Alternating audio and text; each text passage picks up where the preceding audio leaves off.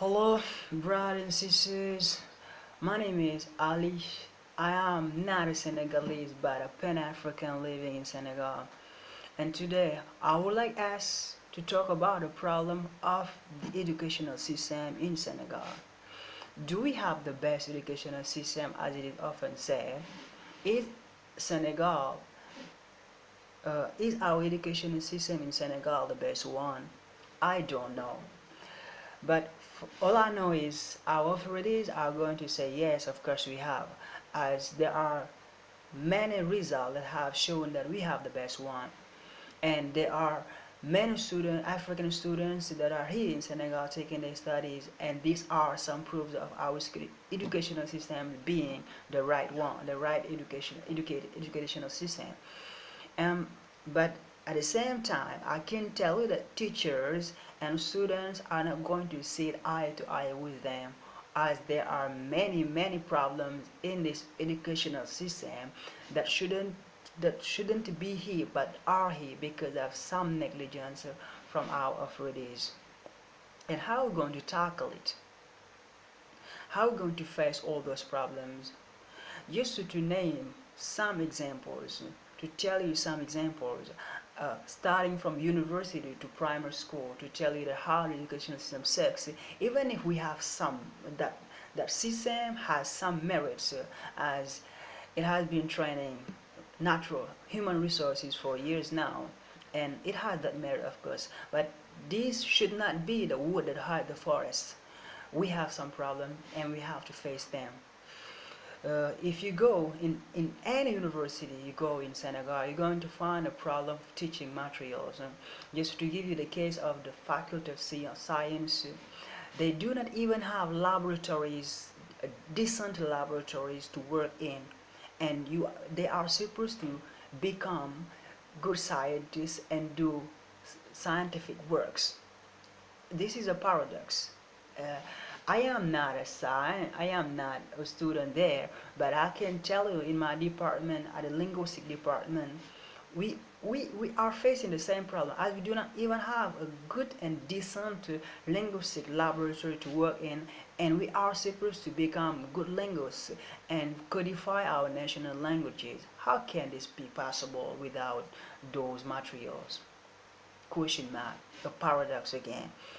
And our brothers and sisters, once they got their baccalaureate, I mean their grade A, the one living in Balache who has never seen a computer in his life, you ask him to go on a platform on internet to subscribe himself so as to be oriented in one of the universities. How can that student do that, as he has never seen a computer in his life, he has never known what a computer looks like? This is a problem. This is a paradox. And in that same educational system, we have many foreign languages that have no reason to be here, so they are not giving us any interest. I mean Portuguese, Russian, Spanish, uh, Italian, extra. We have been taking those languages because it has been imposed. They have been imposed to us by colonizers. Our curriculum in reality is not a Senegalese curriculum, but the curriculum of the former colonizer. And we no longer slaves, so we have to depart of all this curriculum and build a new curriculum based on our realities. As far as realities are concerned, I would like just to focus to tell you the dysfunction man which exists in that curriculum. When you go to primary school, the teacher is sometimes asked to introduce new notions, scientific notions to the students. And how the teacher living in the far end of Senegal is supposed to introduce notions that the students have never known in their life, and that same teacher has no teaching material to show them this is the notion that I'm talking about. Not a paradox. These are some problems that we do not often take into account, and that I would like us to focus on trying to find solutions together. And let's not, because we need renaissance. Africa needs renaissance. Senegal needs renaissance. I know this is going to cause some dysfunction and disruption in the system. But we need that disruption to have a new educational system and a good one based on our realities, not the African, not the European realities.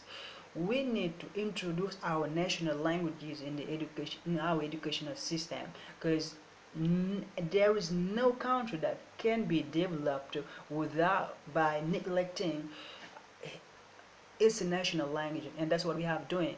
As a language is the vehicle of the culture, and if you teach to your son or your daughter the language of another country, you are teaching him or her the culture of another country. Let's focus on that. That's what I want you to share with you today, dear brothers and sisters.